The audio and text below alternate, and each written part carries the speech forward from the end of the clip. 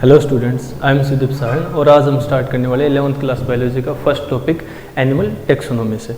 इसे animal taxonomy या animal kingdom के नाम से भी पढ़ा जाता है। फर्स्ट ऑफ ऑल बात करते हैं कि टेक्सोनोमी या किंगडम इस चैप्टर में हम लोग पढ़ेंगे क्या। तो ये जो हमारा बायोलॉजिकल वर्ड है, इसमें बहुत सारे तरह के डिफरेंट वेरिएबल ऑर्गेनिजम्स या एनिमल्स पाए जाते हैं। ठीक है, अब इन एनिमल्स को स्टडी करने समझने के लिए हमें इनके क्लासिफिकेशन की रिक्वायरमेंट थी कि इनको एक पर्टिकुलर ऑर्डर में एक वेल डिफाइंड मैनर में क्लासिफाई किया जाए ताकि हम लोग उसे स्टडी अच्छी तरह से कर पाए। तो वो क्लासिफिकेशन इस चैप्टर में हम लोग पढ़ेंगे कि ऑर्गेनिजम्स को कैसे क्लासिफाई किया गया है, किस बेसिस पे किया गया है और कौन कौन से ऑर्गेनिज्म हम लोग स्टडी करते हैं। तो स्टार्ट करते हैं सबसे पहले टेक्सोनोमी।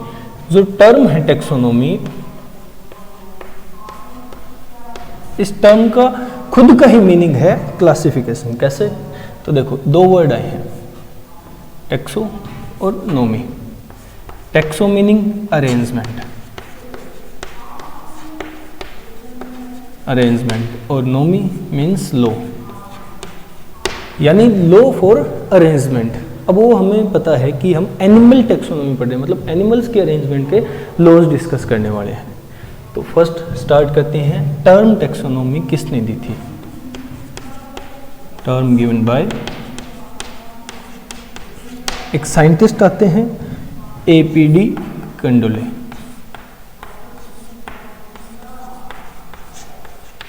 एपीडी कंडोले ने टर्म टेक्सोनोमी इंट्रोड्यूस की थी। फिर ये एक ब्रांच है बायोलॉजी की, स्पेसिफिक ब्रांच है, तो इस ब्रांच का कोई ना कोई फादर भी होगा। तो टेक्सोनोमी का फादर है, father of taxonomy Aristotle. Sir Aristotle, अरस्तु जिन्हें हम लोग जानते हैं हिंदी में, उन्हें टेक्सोनोमी का फादर कहा जाता है। यानी टेक्सोनोमी या क्लासिफिकेशन की स्टार्टिंग इस इंसान ने की थी। क्लियर? अब ये स्टार्टिंग फेज मानते हैं हम लोग, जहाँ से हम थोड़ा बहुत जानना शुरू हुए थे। इसके बाद टेक्सोनोमी आगे और ज़्यादा डिटेल में जाती रही, क्लासिफिकेशन और ज़्यादा बेटर होती रही, और इस बेटर क्लासिफिकेशंस को हम मॉडर्न टेक्सोनोमी के नाम से पढ़ते हैं, जो हम आज इस टाइम पढ़ रहे हैं करंट में। तो इस मॉडर्न टेक्सोनोमी के father of modern taxonomy, father of modern taxonomy, father of modern taxonomy है sir Carolus Linnaeus. Carolus Linnaeus, जिन्हें हम लोग फादर ऑफ बाइनोमियल नोमेनक्लेचर के नाम से भी जानते हैं। इन्हें फादर ऑफ बाइनोमियल नोमेनक्लेचर के नाम से भी जानते हैं।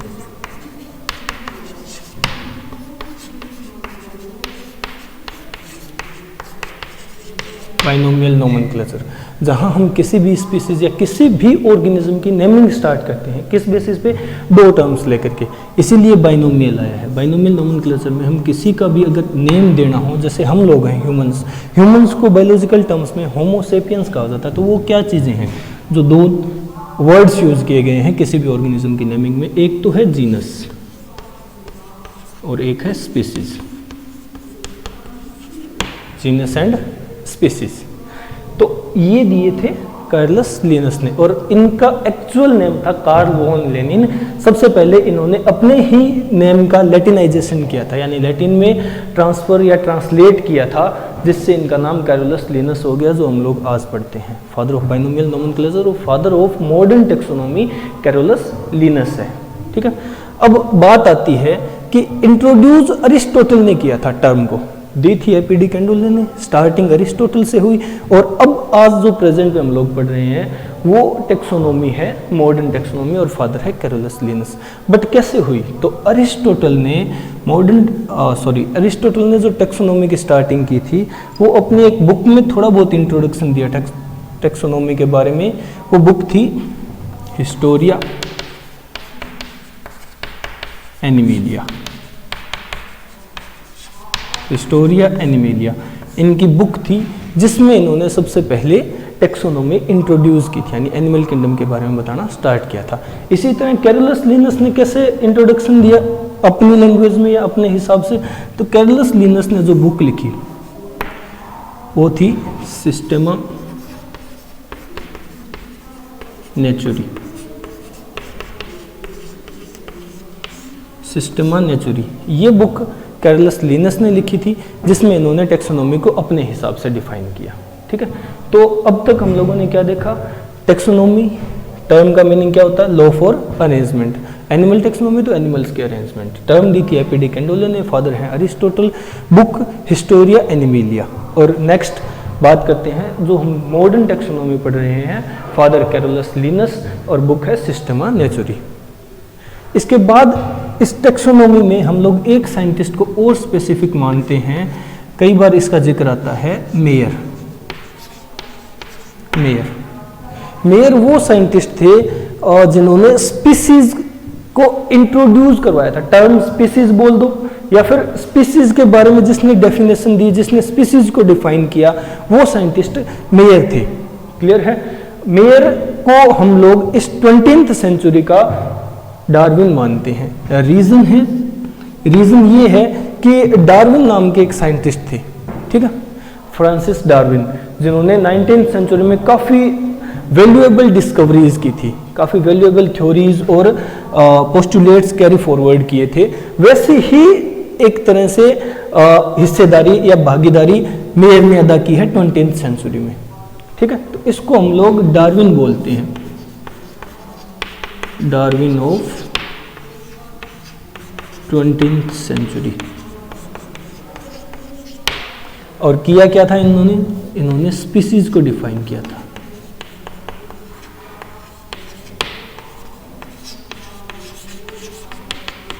इन्होंने स्पीसीज को डिफाइन किया था।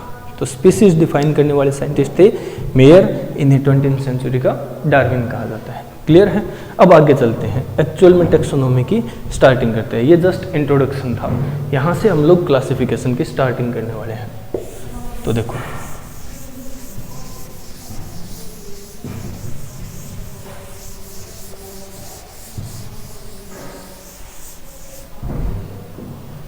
क्लासिफिकेशन के लिए हम लोग कुछ बेसिस लेंगे। ठीक है, क्लासिफिकेशन के लिए कुछ बेसिस डिस्कस करेंगे, उन्हीं बेसिस के अकॉर्डिंग हम एनिमल्स को क्लासिफाई करेंगे। But first of all, animals हैं कितने या कौन कौन से ऑर्गेनिजम्स को हम लोग एनिमल्स में इंक्लूड करते हैं, वो कौन से हैं, ये हमें पता चलता है बायोलॉजिकल क्लासिफिकेशन के चैप्टर्स जो हम लोगों ने इसी क्लास में पढ़ा है। बायोलॉजिकल क्लासिफिकेशन में एक साइंटिस्ट आए हैं sir R H. Whittaker. R H. Whittaker ने पूरे के पूरे बायोलॉजिकल वर्ल्ड को 5 किंगडम्स में क्लासिफाई कर दिया। 5 किंगडम क्लासिफिकेशन कहते हैं जैसे। और 5 किंगडम क्लासिफिकेशंस में से उन्होंने एनिमल्स को मेनली 2 किंगडम्स में पार्ट दिया है, 2 किंगडम्स में प्लेस किया है या जगह दी है। कैसे, कौन कौन से वो 2 किंगडम है? तो एक है किंगडम प्रोटिस्टा,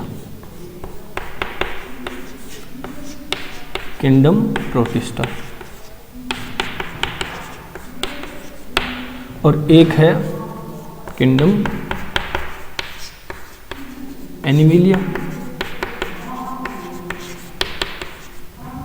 यही 2 किंगडम है जिनके अंदर आर.एच. विटाकर ने एनिमल्स को मेनली क्लासिफाई किया है। ठीक है, अब इन किंगडम्स में हम लोग फाइलम में डिवाइड किया जाता है। इन किंगडम्स को और ज़्यादा क्लासिफाई करने के लिए फाइलम्स में डिवाइड किया जाता है। और वो फाइलम कौन कौन से हैं? तो किंगडम प्रोटिस्टा में सिर्फ एक फाइलम आता है, प्रोटोजोआ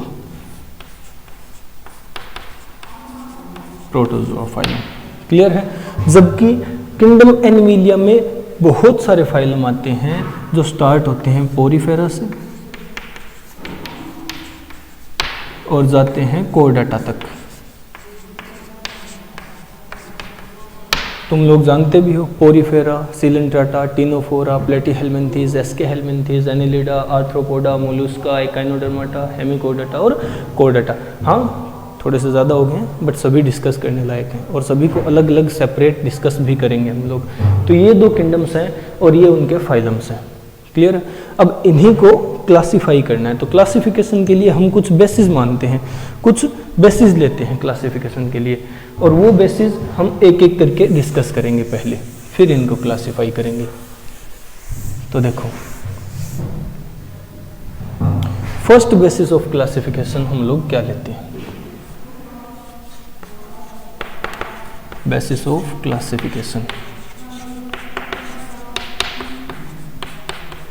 क्लासिफाई करने के लिए अलग अलग डिफरेंट बेसिस डिस्कस करने वाले हैं, जिनमें से फर्स्ट हम लोग मानते हैं on the basis of number of cells, कि किसी भी ऑर्गेनिज्म की बॉडी कितने सेल्स से मिलकर के बनी हुई है, इस बेसिस पे हम लोग उन ऑर्गेनिजम्स को क्लासिफाई करने वाले हैं। ये बहुत बेसिक लेवल का क्लासिफिकेशन है, तुम लोग जानते भी हो इसे कि ऑर्गेनिजम्स को सेल के बेसिस पे दो ही टाइप्स में डिवाइड किया जा सकता है। कौन कौन से? एक तो यूनिसेलुलर ऑर्गेनिजम्स और सेकंड मल्टीसेलुलर। मल्टीसेलुलर ऑर्गेनिजम्स को एक और टर्म दी जाती है या एक और टर्म यूज की जाती है उनके लिए, मेटाजोन्स, मेटाजोआ। क्लियर? तो कौन कौन से ऑर्गेनिज्म यूनिसेलुलर या मल्टीसेलुलर ऑर्गेनिजम्स की कैटेगरी में आते हैं? तो देखो, first of all unicellular organisms होते कौन से ऑर्गेनिजम्स हैं?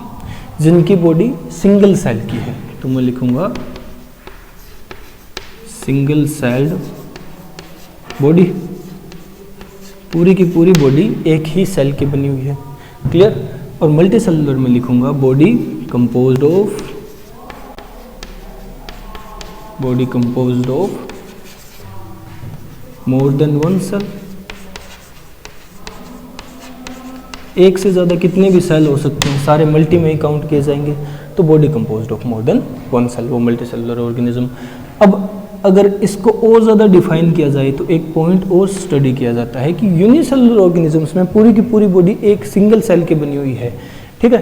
अब सिंगल सेल है और फंक्शन, एक ऑर्गेनिज्म की जब बॉडी ही पूरी सिंगल सेल की है और उसके अलग अलग फंक्शंस कैसे परफॉर्म किए जाएंगे, तो हर फंक्शन परफॉर्म इसी एक सेल को करना है, कोई अलग से कोई पार्ट है ही नहीं इसके अंदर, सिर्फ एक सिंगल सेल है और उसी को सारे फंक्शंस परफॉर्म करने हैं। तो मैं कहूँगा यहाँ पर डिवीजन जो है ना, division of labour, division of labour का मतलब है अलग अलग फंक्शंस परफॉर्म करने की जो कैपेसिटी होती है वो एब्सेंट होती है। मतलब फंक्शंस तो परफॉर्म होंगे सारे, हर तरह के फंक्शन परफॉर्म होंगे जो एक लिविंग ऑर्गेनिज्म करता है, क्योंकि आफ्टर ऑल है तो लिविंग ही, बट कोई सेपरेट पार्ट नहीं होगा, वही एक सेल हर फंक्शन परफॉर्म करेगा, वही लोकोमोशन में हेल्प करेगा या लोकोमोशन करेगा, वही इंजेशन, वही एक्सक्रीशन, वही रेस्पिरेशन, हर एक फंक्शन जो लिविंग ऑर्गेनिज्म का होता है, ग्रोथ, डिवीजन, सारा का सारा फंक्शन वही एक सेल करेगा, क्योंकि बॉडी पूरी की पूरी एक ही सेल की बनी हुई है। इसलिए मैं कहता हूँ कि डिवीजन ऑफ लेबर एब्सेंट होता है इसके अंदर। ठीक है? जबकि मल्टीसेलुलर ऑर्गेनिज्म में सेल काफ़ी सारे हैं, तो हर सेल्स को अपना एक फंक्शन मिल गया या हर सेल के ग्रुप को अपना एक फंक्शन मिल गया, जिसे हम लोग टिश्यू में डिस्कस करते हैं। तो यहाँ डिवीजन ऑफ लेबर, यहाँ डिवीजन ऑफ लेबर प्रेजेंट है,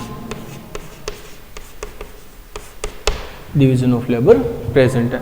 अब इन सारे फाइलम्स में जो हम लोगों ने अभी डिस्कस किए, प्रोटोजोआ, पोरीफेरा से लेकर के कोर्डेटा तक, इन सब फाइलम्स में कौन से ऑर्गेनिज्म यूनिसेलुलर है और कौन से मल्टीसेलुलर है, तो वो हम एग्जाम्पल के बेसिस पे देखेंगे। यूनिसेलुलर ऑर्गेनिजम्स में एग्जाम्पल अगर बात करूं तो वो आते हैं प्रोटोजोन्स, यानी प्रोटोजोआ फाइलम। ठीक है? प्रोटोजोआ फाइलम के जितने भी मेंबर होंगे सारे सिंगल सेल्ड ऑर्गेनिजम्स होंगे। क्लियर है? और इससे आगे मल्टीसेलुलर ऑर्गेनिज्म में एग्जाम्पल के तौर पे डिस्कस करने वाले हम लोग जो बच गए वो सारे, जैसे पोरीफेरा से लेकर के कोर्डेटा तक, पोरीफेरा से लेकर के कोर्डेटा तक सारे के सारे ऑर्गेनिजम्स मल्टीसेलुलर हैं। क्लियर है? यानी इनकी बॉडी एक या एक से ज़्यादा सेल से मिलकर के बनी हुई है। ये है first basis of classification on the basis of number of cells. Clear है? नोट डाउन कर लो। अब आगे चलते हैं और second basis of classification. Second basis of classification हम लोग जो डिस्कस करने वाले हैं वो है कि ये जो मल्टी सेलुलर या सिंगल सेलुलर बॉडी है इसके अंदर एग्रीगेशन, सेलुलर एग्रीगेशन कैसी पाई जाती है, ठीक है, ऑन द बेसिस ऑफ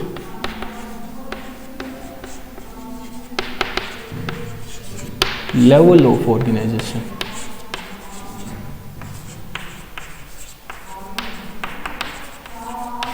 यानी सेल्स जो ऑर्गेनाइज होते हैं, ठीक है, एग्रीगेट मैनर में फंक्शन करने के लिए एक पर्टिकुलर स्ट्रक्चर या कोई एक पर्टिकुलर, जैसे हम कहें कि कोई फंक्शन परफॉर्म करना, उसके लिए एक पर्टिकुलर स्ट्रक्चर एक्वायर करें, ठीक है, वो लेवल ऑफ ऑर्गेनाइजेशन कैसा होगा इनके अंदर, तो उस बेसिस पे देखने वाले हैं।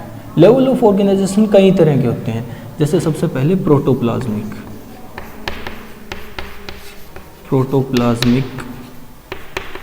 Level of organisation. इससे थोड़ा सा डेवलप होता है cellular level of organisation. Cellular level के बाद आता है जहां सेल्स एग्रीगेट होकर के टिश्यू बना देते हैं, तो टिश्यू लेवल ऑफ ऑर्गेनाइजेशन। फिर टिश्यू एग्रीगेट होके एक ऑर्गेनाइज्ड ऑर्गन बना देंगे, तो ऑर्गन लेवल ऑफ ऑर्गेनाइजेशन। और जब ऑर्गन्स एग्रीगेट होते हैं तो बनता है ऑर्गन सिस्टम, तो organ system level of organisation. तो टोटल ये है लेवल ऑफ ऑर्गेनाइजेशन। सबसे पहले प्रोटोप्लाज्मिक, फिर प्रोटोप्लाज्म जब कई सेल्स का एग्रीगेट हो जाए तो सेलुलर लेवल, सेल्स जब कई सारे एग्रीगेट हो जाए टिश्यू लेवल, जब टिश्यू सारे इकट्ठे होकर के एक फंक्शन करने लगे तो ऑर्गन कहलाता है, ऑर्गन लेवल। और ऑर्गन्स इकट्ठे होकर के ऑर्गन सिस्टम, जो हम लोगों में देखने को मिलता है। हमारे अंदर हर फंक्शन को परफॉर्म करने के लिए अलग अलग ऑर्गन सिस्टम है या नहीं है, तो इसी तरह ये लेवल ऑफ ऑर्गेनाइजेशन डिवाइड होते हैं। अब इनमें हम लोग देखते हैं कि कौन से ऑर्गेनिज्म किस लेवल की ऑर्गेनाइजेशन रखते हैं, ठीक है। तो देखो एग्जांपल्स में हम लोग डिस्कस करेंगे। प्रोटोप्लाज्मिक लेवल ऑफ ऑर्गेनाइजेशन हमें देखने को मिलती है प्रोटोजोन्स में, प्रोटोजोआ फाइलम के मेंबर्स में, क्लियर है। जबकि सेलुलर लेवल ऑफ ऑर्गेनाइजेशन हमें देखने को मिलती है पोरीफेरेंस में, पोरीफेरा फाइलम के मेंबर्स में। टिश्यू लेवल ऑर्गेनाइजेशन के एग्जांपल है सीलेंट्रेट्स, सीलेंट्राटा एंड टीनोफोरा, टीनोफोरा। इन दो फाइलम के मेंबर्स में टिश्यू लेवल ऑर्गेनाइजेशन देखने को मिलता है। ऑर्गन लेवल ऑर्गेनाइजेशन देखने को मिलता है प्लेटी हेलमिंथेस, प्लेटीहेलमिंथेस फाइलम के मेंबर्स में। जबकि organ system level of organisation देखने को मिलता है एसके हेलमिंथेस, एसके हेलमिंथेस से लेकर के कोर्डेटा तक, एसके हेलमिंथेस से लेकर के कोर्डेटा तक के फाइलम में जितने भी मेंबर्स आते हैं वो सारे organ system level of organisation रखते हैं। ये है अपना second level, second basis of classification on the level of organisation, ठीक है। कौन से लेवल की ऑर्गेनाइजेशन देखने को मिलती है, तो protoplasmic, cellular, tissue, organ, organ system. Protoplasmic में प्रोटोजोन्स आएंगे, सेलुलर में पोरीफेरेंस, टिश्यू में सीलेंट्राटा, टीनोफोरा, जबकि ऑर्गन में प्लेटीहेलमिंथेस सिर्फ एक ही फाइलम आता है, और organ system level Aschelminthes से Chordata, Aschelminthes, Annelida, Arthropoda, Mollusca, Echinodermata, Hemichordata और कोर्डेटा, क्लियर। अब ये सेकंड बेसिस ऑफ ऑर्गेनाइजेशन भी हो गया। आगे चले थर्ड बेसिस ऑफ क्लासिफिकेशन की तरफ। चलो थर्ड बेसिस ऑफ क्लासिफिकेशन हम लोग मान करके चलते हैं कि on the basis of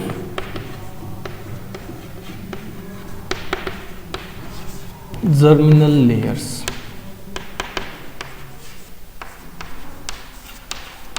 germinal layers के बेसिस पे क्लासिफाई करने वाले हैं। जर्मिनल लेयर्स एक्चुअल में होती क्या है, बात यही आती है कि जर्म लेयर्स क्या हैं या जर्मिनल लेयर्स कौन सी होती हैं, कहाँ होती हैं, क्या होती हैं। तो देखो हम लोग ह्यूमंस हैं, ह्यूमंस के अंदर रिप्रोडक्शन देखने को मिलती है सेक्सुअल, ठीक है। सेक्सुअल रिप्रोडक्शन का रिजल्ट जो एंडिंग में बनता है वो होता है एक सिंगल सेल्ड बॉडी, जिसे जाइगोट के नाम से जाना जाता है। अब जाइगोट से डेवलप होकर के एक पूरे का पूरा ऑर्गेनिज्म बनता है, ठीक है। एक सिंगल सेल से इतने लाखों करोड़ों सेल्स बनने वाले हैं। अब ये एक सिंगल सेल इतने सारे सेल बनाएगा तो इतने ही डिवीजन इसे करने पड़ेंगे, क्लियर है। बट क्या होता है कि जब जाइगोट डिवीजन स्टार्ट करता है, यानी जाइगोट डेवलपमेंट स्टार्ट करता है, एम्ब्रियो फॉर्मेशन, एम्ब्रियोजेनेसिस हो रही है, तो एम्ब्रियोजेनेसिस में कई सारे स्टेज आते हैं, जैसे ब्लास्टुला, मोरुला, गैस्ट्रुला, इस तरह के कई सारे स्टेजेस आते हैं। और गैस्ट्रुला स्टेज एक ऐसा स्टेज है जिस स्टेज में आते आते जाइगोट इतनी डिवीजन कर चुका होता है कि उसके जो सेल्स बन गए हैं वो एक पर्टिकुलर लेयर जैसी अरेंजमेंट शो करने लग जाते हैं। टोटल 3 तरह की लेयर हमें देखने को मिलती है, जैसे इस डायग्राम में देख सकते हो तुम लोग, जाइगोट डिवीजन कर रहा है, सेल्स बन रहे हैं और टोटल 3 लेयर्स बन गई, 3 लेयर्स डेवलप हो गई सेल्स की, क्लियर है। ये स्टेज हम लोग फॉर एग्जांपल मानते हैं गैस्ट्रुला स्टेज है, क्योंकि गैस्ट्रुला स्टेज में ही हमें ये देखने को मिलता है। सबसे एक्सटर्नल, जैसे हम लोग एक्टोडर्म बोलते हैं, एक्टोडर्म, एक्टोडर्मल लेयर, क्लियर है। फिर सबसे इंटरनल, इसे हम लोग एंडोडर्म बोलेंगे, एंडोडर्मल लेयर, क्लियर है। और फिर इन दोनों के बीच में ये जो लेयर है इसे हम लोग मीजोडर्म बोलेंगे, क्योंकि मिडिल पार्ट में है, मीजोडर्म लेयर। तो 3 लेयर्स इस तरह से बनती है। ये स्टेज है गैस्ट्रुला। गैस्ट्रुला स्टेज में जर्म लेयर्स बनती हैं तीनों। जर्म लेयर्स को हिंदी में त्वक स्तर बोला जाता है, बाह्य, मध्य और अंतः त्वक स्तर, ecto, meso and endodermal layers, clear है। अब इन्हीं के बेसिस पे ऑर्गेनिजम्स को क्लासिफाई किया गया है, क्योंकि कुछ ऑर्गेनिजम्स में तो 2 लेयर्स बनती हैं, 2 डर्म लेयर्स या 2 डर्मल लेयर्स, जर्मिनल लेयर्स बनती हैं, और कुछ ऑर्गेनिजम्स में 3 जर्म लेयर्स देखने को मिलती हैं। तो इसी बेसिस पे क्लासिफिकेशन किया गया है। तो देखो, जर्म लेयर के बेसिस पे ऑर्गेनिजम्स को डिवाइड किया जाता है 2 टाइप्स में। First, diploblastic, diploblastic, diploblastic organisms. Second, triploblastic, triploblastic organisms. Diploblastic organisms वो होते हैं जिनके अंदर 2 ही जर्म लेयर्स हों, 2 जर्मिनल लेयर्स प्रेजेंट हों, जबकि ट्रिप्लोब्लास्टिक ऑर्गेनिजम्स वो होते हैं जिनके अंदर 3 germinal layers, 3 germinal layers present हों। इसीलिए ट्रिप्लो और डिप्लो वर्ड यूज किया गया है, क्लियर है। 2 और 3। अब ये 2 जर्म लेयर कौन कौन सी होंगी? तो ये 2 होंगी, एक तो एक्टोडर्म और सेकंड एंडोडर्म। इनके अंदर मेसोडर्म एब्सेंट होती है, क्लियर। और यहाँ 3 जर्म लेयर्स, तीनों ही ecto, ectoderm, mesoderm and endoderm, तीनों जर्म लेयर्स, क्लियर है। तो इस तरह से ऑर्गेनिजम्स को क्लासिफाई किया गया है। अब एग्जांपल्स की बात करते हैं कि किन ऑर्गेनिजम्स में 2 जर्म लेयर्स और किन ऑर्गेनिजम्स में 3 जर्म लेयर्स देखने को मिलती है। तो डिप्लोब्लास्टिक ऑर्गेनिजम्स के जब एग्जांपल्स डिस्कस करने वाले हैं हम लोग, तो डिप्लोब्लास्टिक ऑर्गेनिजम्स होते हैं पोरिफेरंस, यानी पोरिफेरा फाइलम के member, सिलिंड्रेटा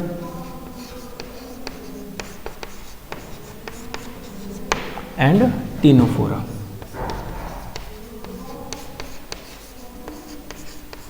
Porifera, Coelenterata and Ctenophora, इन तीनों फाइलम के जितने भी मेंबर्स होंगे ना, वो सारे के सारे डिप्लोब्लास्टिक ऑर्गेनिजम्स होंगे, यानी उनके अंदर 2 ही जर्म लेयर होगी, एक्टो एंड एंडो, क्लियर है। जबकि 3 जर्म लेयर्स वाले कौन से होंगे ट्रिप्लोब्लास्टिक ऑर्गेनिजम्स के एग्जांपल जब हम लोग डिस्कस करें तो वो कौन से आएंगे, प्लेटीहेल्मिन्थेस, प्लेटीहेल्मिन्थेस से लेकर के Platyhelminthes to Chordata,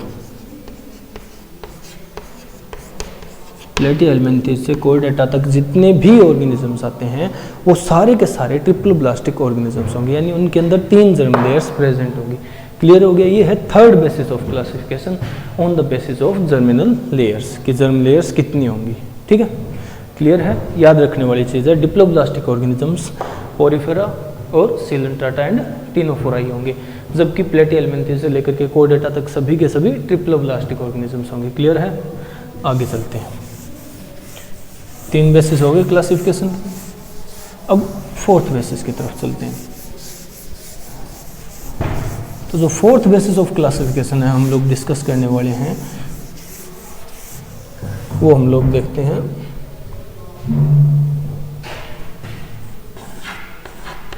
on the basis of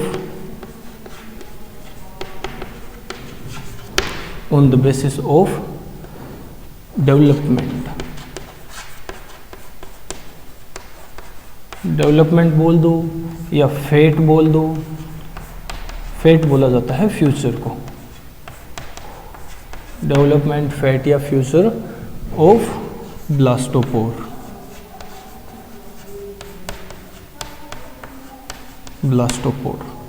blastopore की डेवलपमेंट या ब्लास्टोपोर के फ्यूचर या ब्लास्टोपोर के फैट के बेसिस पे हम लोग 4th basis of classification discuss करने वाले हैं कि ब्लास्टोपोर का होगा क्या आगे जा करके।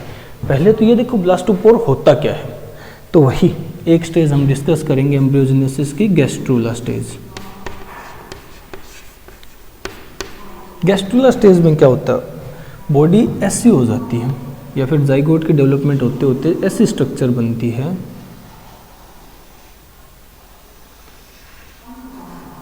कुछ ऐसी स्ट्रक्चर बनती है वहाँ, जहाँ एक तरफ एक कैनल लाइक स्ट्रक्चर और उसकी ओपनिंग होती है। क्लियर है, ये गैस्ट्रूला स्टेज है। गैस्ट्रूला स्टेज की ये जो ओपनिंग है ना, इस ओपनिंग को कहा जाता है ब्लास्टोपोर।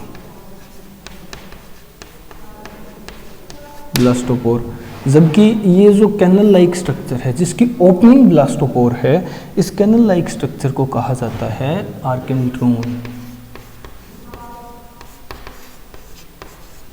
आर्केंट्रोन। ठीक है, आर्केंट्रोन डेवलप होती है एलिमेंट्री कैनाल में। आर्केंट्रोन ही वो है स्ट्रक्चर जो एलिमेंट्री कैनाल बनाती है ऑर्गेनिज्म की, यानी आहार नाल बनाती है। क्लियर है, ये ब्लास्टोपोर जो डेवलपमेंट शो करता है ना, उस बेसिस पे ऑर्गेनिज्म को क्लासिफाई किया गया है, क्योंकि ये एक पोर है, ओपनिंग है, एलिमेंट्री कैनाल की ओपनिंग है। एलिमेंट्री कैनाल की ओपनिंग 2 तरह की होती है, हम लोग नॉर्मली जानते हैं। एक तो एंटीरियर ओपनिंग जिसे हम लोग माउथ के नाम से जानते हैं, ठीक है। एक पोस्टीरियर ओपनिंग जिसे हम लोग एनस या गुदा के नाम से जानते हैं। 2 ही ओपनिंग होती है। अब 2 ओपनिंग में से ये किस ओपनिंग में डेवलप होगा, मतलब ब्लास्टोपोर का क्या बनेगा, माउथ या एनस बनेगा, इस बेसिस पे 2 टाइप की डेवलपमेंट देखी जाती है। तो देखो, फर्स्ट अगर मैं बात करूं तो ब्लास्टोपोर या डेवलप हो माउथ में और या फिर डेवलप हो एनस में।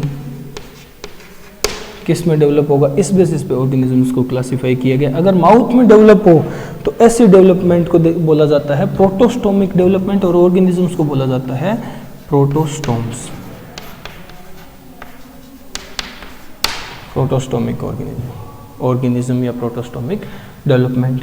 और अगर एनस में डेवलप हो, इसको बोला जाता है ड्यूट्रोस्टोमिक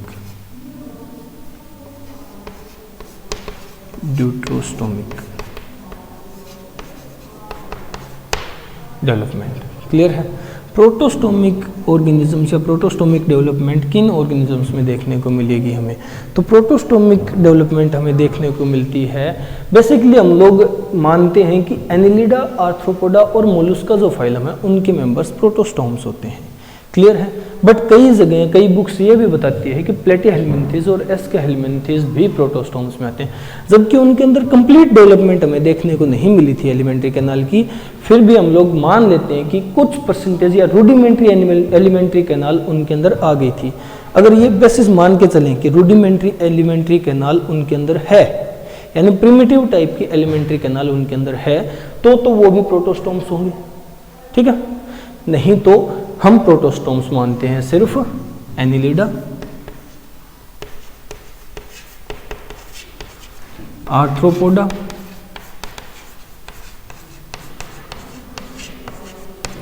और मोलुस्का को, एनिलिडा, आर्थ्रोपोडा और मोलुस्का के मेंबर्स को।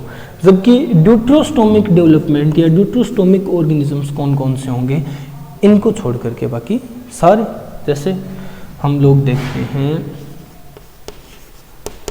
एकाइनोडर्माटा,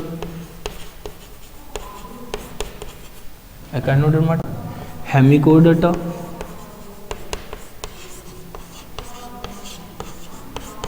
और कोर्डेटा।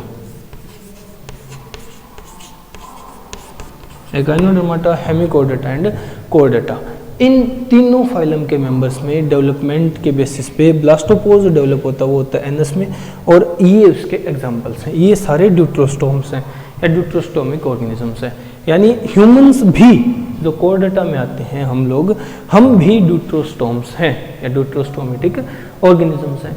रीजन कि हमारा ब्लास्टोपोर एनस में डेवलप हुआ था, क्लियर है। ये है fourth basis of classification on the basis of fate and future of blastopore. Clear हो गया। अब आगे चलते हैं फिफ्थ बेसिस ऑफ क्लासिफिकेशन की तरफ।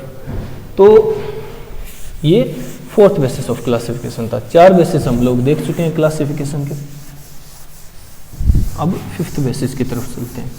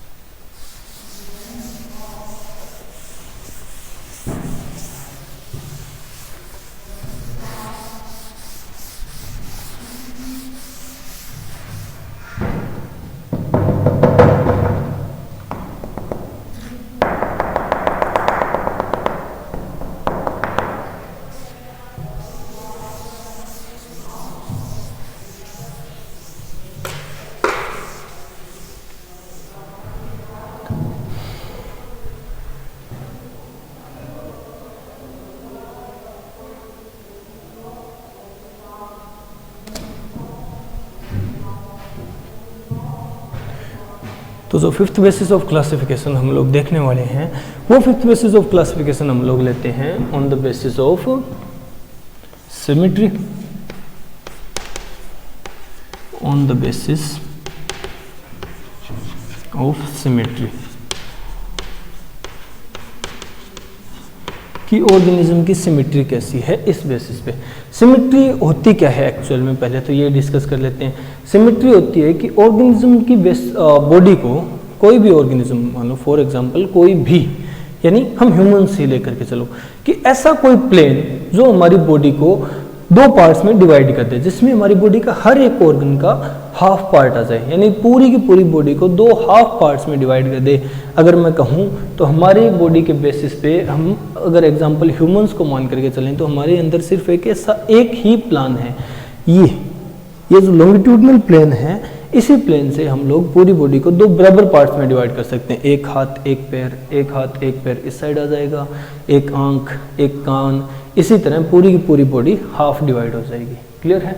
तो ऐसी कोई भी प्लेन हो जिससे किसी भी ऑर्गेनिज्म की बॉडी को बराबर हिस्सों में डिवाइड कर दिया जाए, चाहे वो बराबर हिस्से कितने भी हों, 2 हों, 4 हों, 10 हों, कितने भी बराबर पार्ट हों, इक्वल पार्ट हों, अगर डिवाइड कर सकता है ऐसा कोई प्लेन, तो उस ऑर्गेनिज्म को सिमेट्रिकल ऑर्गेनिज्म कहा जाएगा, यानी उसके अंदर सिमेट्री प्रेजेंट होगी।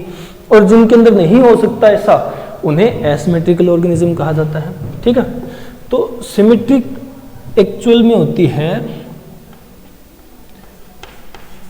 The body of an organism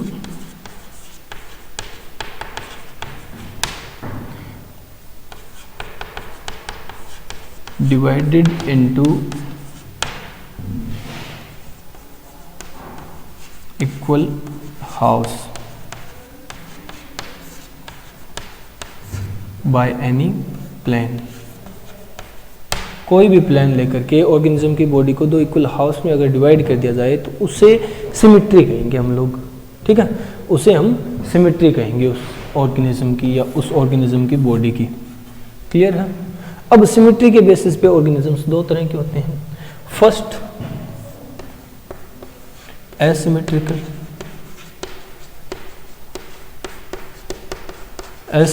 organisms और सेकंड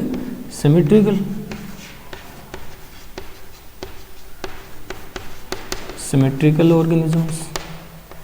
ठीक है, एसिमेट्रिकल जिनके अंदर सिमेट्री एब्सेंट हो तो उसके एग्जांपल्स याद रखने वाले हैं। एसिमेट्रिकल ऑर्गेनिजम्स के एग्जांपल्स में हम लोग डिस्कस करते हैं या आते हैं।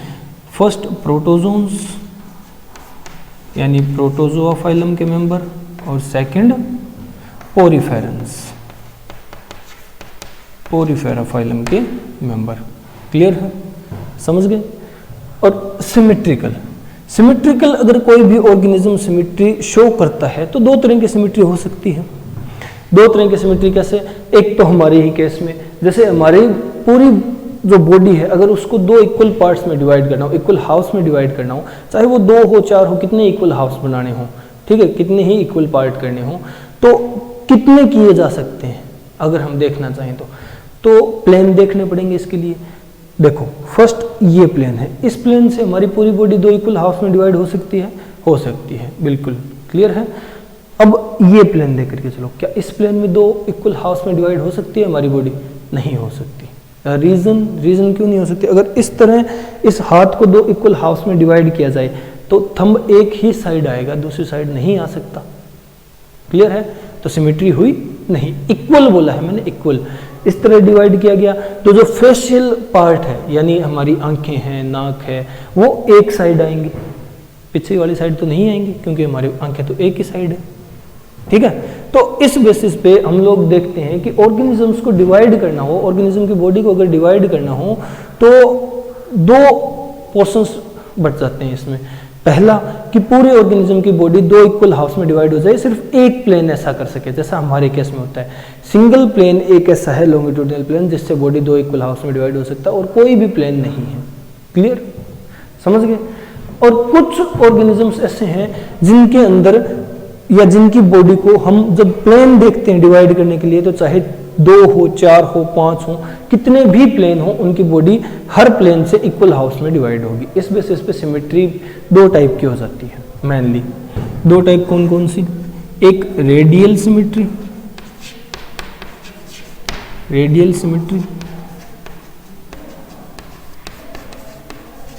क्लियर है, और एक बाइलेटरल सिमेट्री।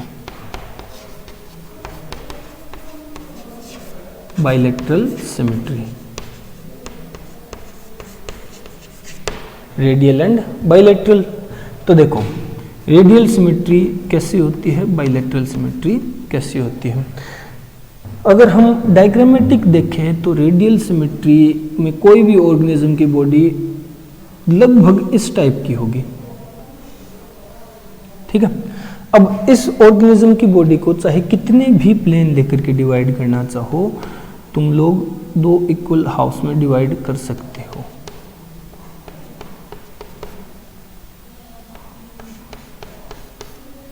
किसी भी प्लेन से डिवाइड करना चाहो 2 इक्वल हाउस में डिवाइड हो जाएगी body.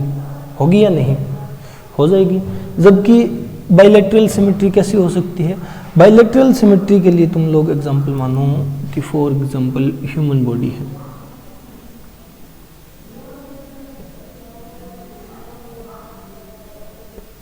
For example human body है।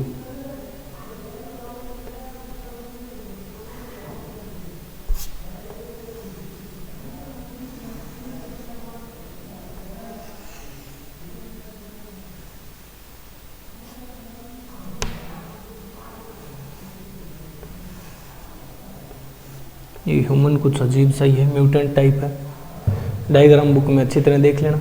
तो देखो, इसकी बॉडी को अगर इक्वल पार्ट्स में डिवाइड करना हो तो सिर्फ यही एक प्लेन है जिससे इसकी पूरी की पूरी बॉडी दो इक्वल पार्ट्स में डिवाइड हो सकती है, और कोई प्लेन ऐसा नहीं है जो ह्यूमन की बॉडी को दो इक्वल पार्ट्स में डिवाइड कर दे। इसीलिए इस तरह की सिमेट्री को बाइलैटरल सिमेट्री कहा जाता है, जबकि इस तरह की सिमेट्री को रेडियल सिमेट्री कहा जाता है। अब किन ऑर्गेनिजम्स में रेडियल और किन ऑर्गेनिजम्स में बाइलैटरल सिमेट्री देखने को मिलती है, वो एग्जाम्पल्स देखो। तो रेडियल सिमेट्री हमें देखने को मिलती है सिलेंट्रेट्स में, यानी सिलेंट्राटा फाइलम के मेंबर में, और टीनोफोरा फाइलम के मेंबर में, ठीक है। और एक्सेप्शनली ये हमें देखने को मिलती है एकाइनोडर्मेट्स में, एकाइनोडर्माटा फाइलम के अडल्ट्स में, सिर्फ और सिर्फ अडल्ट्स में, ठीक है। इसका रीजन हम लोग डिस्कस करेंगे ऐसा क्यों देखने को मिलता है, बट ये एक फैक्ट है कि एकाइनोडर्मेटा फाइलम जो होता है उसके मेंबर्स में हमें रेडियल सिमेट्री देखने को मिलती है हमेशा। क्लियर है। बाकी प्लेटीहेल्मिन्थेस से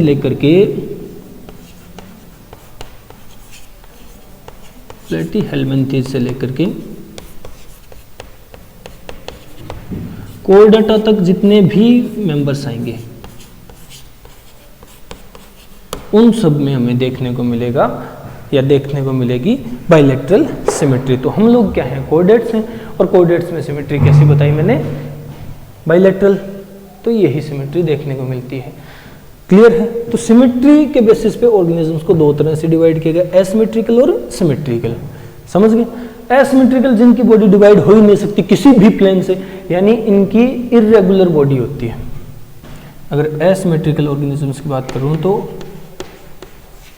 कोई रेगुलरिटी नहीं होती इनकी बॉडी में, इरेगुलर बॉडी है। जैसे अमीबा है, अमीबा किसी तरह से भी कैसी भी शेप हो सकती है, अमीबा की इरेगुलर शेप है, इरेगुलर बॉडी है, तो उसकी बॉडी को दो इक्वल हाफ्स में कभी डिवाइड नहीं किया जा सकता। तो एसिमेट्रिकल प्रोटोजोआ और पोरीफेरा, समझ गए। जबकि सिमेट्री दो तरह की मेनली, वैसे तो काफ़ी सारी होती है बट मेनली हमारे सिलेबस में दो तरह की सिमेट्री डिस्कस की जाती है, radial and bilateral. Radial symmetry यानी किसी भी प्लेन से डिवाइड करो दो इक्वल हाफ्स ही मिलेंगे, ठीक है। बाइलैटरल सिर्फ एक ही प्लेन ऐसा होगा जिससे दो इक्वल हाफ्स हो सकते हैं। तो एग्जांपल्स सिलेंट्रेटा, टीनोफोरा और एकाइनोडर्मेट्स का अडल्ट, इनमें मिलेगी हमें रेडियल सिमेट्री। प्लेटीहेल्मिन्थेस से लेकर के कोर्डेटा तक सभी में मिलेगी बाइलैटरल सिमेट्री। अब रेडियल को याद करने की एक ट्रिक है छोटी सी, अगर तुम लोग याद रखना चाहो तो देखो, रेडियल सिमेट्री याद रहती है रेडियल केक से। रेडियल केक, CEC, खाने वाला केक नहीं है, याद करने वाला केक है, radial cake. Coelenterata, echinodermata, Ctenophora, ठीक है। Coelenterata, echinodermata, Ctenophora. पर एक बात याद रखना, एकाइनोडर्मेट्स का अडल्ट, सिर्फ अडल्ट, ठीक है। तो उनमें देखने को मिलेगी हमें रेडियल सिमेट्री। क्लियर हो गया। ये फिफ्थ बेसिस ऑफ क्लासिफिकेशन था, on the basis of symmetry. Symmetry कैसी होती है इस बेसिस पे, समझ गए। अब नेक्स्ट आगे चलते हैं सिक्स्थ बेसिस ऑफ क्लासिफिकेशन की तरफ। सिक्स्थ बेसिस ऑफ क्लासिफिकेशन हम लोग लेकर के चलेंगे कि ऑर्गेनिजम्स की बॉडी के अंदर सर्कुलेशन हमें कैसी देखने को मिलती है on the basis of circulation. बहुत अलग अलग वेरिएबल वेरिएंट बेसिस है क्लासिफिकेशन के, ठीक है। तो फिफ्थ बेसिस ऑफ क्लासिफिकेशन हो गया, सिक्स्थ है on the basis of circulation. कि उनकी बॉडी में सर्कुलेशन कैसी देखने को मिलती है हमें। सर्कुलेशन यानी परिसंचरण, परिसंचरण यानी उनके जो बॉडी फ्लूइड्स हैं वो सर्कुलेट कैसे कर रहे हैं, ट्रांसफर हो रहे हैं, इधर से उधर बह रहे हैं, फ्लो कर रहे हैं, वो किस मैनर में फ्लो कर रहे हैं। ठीक है, इस बेसिस पे हम लोग डिवाइड करते हैं सर्कुलेशन को। तो सर्कुलेशन के बेसिस पे ऑर्गेनिजम्स दो टाइप के होते हैं मेनली, या दो टाइप्स की क्लासिफिकेशन होती है। फर्स्ट, जहां सर्कुलेशन ओपन हो, ओपन या लेकुनर, ओपन या lacunar circulation. Second, close circulation, close circulation. अब इन दोनों सर्कुलेशन में डिफरेंसेस क्या है, इन दोनों सर्कुलेशन में डिफरेंसेस क्या है। तो ओपन सर्कुलेशन का मीनिंग होता है, यानी इनके बॉडी फ्लूइड्स है ना, किसी वेसल में, किसी पाइपलाइन में फ्लो नहीं करेंगे, ये खुले में लेकुना, जो बॉडी कैविटीज सिनोसॉइड्स होती हैं उनमें फ्लो करेंगे। ठीक है, मतलब ये ओपनली फ्लो करने वाले हैं, जैसे पानी गिरा दिया जाता है उस तरह का कुछ फ्लोइंग का मैनर हमें देखने को मिलेगा यहाँ पे। तो देखो, ओपन सर्कुलेशन में ब्लड वेसल्स एब्सेंट होती है, क्योंकि हम लोग मेन बॉडी फ्लूइड मानते हैं ब्लड को, और यहाँ जो ब्लड है ना वो वेसल्स में फ्लो नहीं करता, क्योंकि वेसल्स होती नहीं, तो ब्लड वेसल्स एब्सेंट होती है। ठीक है, जबकि क्लोज सर्कुलेशन जैसा हमारे अंदर देखने को मिलता है, हमारे अंदर जो ब्लड है वो पर्टिकुलर फिक्स जो पाइपलाइंस है ब्लड वेसल उन्हीं के अंदर फ्लो करेगा, ऐसा नहीं कि हर कहीं से बह रहा हो। ठीक है, तो पर्टिकुलर ब्लड वेसल से फ्लो करेगा, तो ब्लड वेसल्स प्रेजेंट होती है। क्लियर है? तो अगर ये ब्लड वेसल से नहीं फ्लो कर रहा तो ये फ्लो कैसे कर रहा है, तो ये फ्लो करता है बॉडी कैविटीज में, बॉडी कैविटीज, या फिर जिन्हें कहा जाता है सिनोसॉइड, सिनोसॉइड प्रेजेंट है। ठीक है, जबकि ऐसी बॉडी कैविटीज या सिनोसॉइड्स हमें यहां देखने को नहीं मिलते, क्योंकि जरूरत ही नहीं है। पहली बात, कोई भी डेवलपमेंट कब होती है, जब उसकी रिक्वायरमेंट हो। यहां ऐसी कोई रिक्वायरमेंट है नहीं, ब्लड को फ्लो होने के लिए ब्लड वेसल्स हैं, तो सिनोसॉइड्स एब्सेंट होते हैं यहाँ पे। क्लियर है, सिनोसॉइड्स एब्सेंट होते हैं। बात आती है एग्जांपल्स की, कि किन ऑर्गेनिजम्स में ऐसी सर्कुलेशन देखने को मिलती है, ओपन या लेकुनर टाइप सर्कुलेशन। तो ओपन या लेकुनर टाइप सर्कुलेशन हमें देखने को मिलती है arthropoda, arthropoda and Mollusca phylum के मेंबर्स में, आर्थ्रोपोडा एंड मोलुस्का फाइलम के मेंबर्स में हमें ओपन सर्कुलेशन देखने को मिलती है, जबकि क्लोज सर्कुलेशन हमें देखने को मिलती है। एग्जाम्पल्स अगर डिस्कस करना चाहूँ मैं तो वो होंगे एनिलिडा, कोर्डाटा, और एक स्पेशल है यहाँ, एक स्पेशल है वो है सेफालोपोडा, सेफालोपोडा। सेफालोपोडा कोई फाइलम नहीं है, पहली बात, सेफालोपोडा फाइलम नहीं है। तो ये है क्या, ये एक क्लास है। फाइलम के अंदर और ज़्यादा डिवीजन देखा जाए तो वो होती है क्लासेस में डिवाइड। तो ये क्लास है मोलुस्का फाइलम की, मोलुस्का की क्लास है, इंपॉर्टेंट है, याद रखने वाली चीज़ है। तो एनिलिडा, कोर्डेटा और सेफालोपोडा, यही तीन ऐसे होते हैं जिनके अंदर क्लोज सर्कुलेशन देखी जा सकती है। ठीक है, तो ये है on the basis of circulation, circulation के बेस पे क्लासिफिकेशन, जो हमारी 6th बेसिस ऑफ क्लासिफिकेशन है। क्लियर है? क्लियर? चलो, यहाँ तक डिस्कस कर लिया, 6 बेसिस क्लासिफिकेशन हम लोगों ने डिस्कस कर लिए हैं, बाकी हम डिस्कस करेंगे नेक्स्ट लेक्चर में। Okay, bye.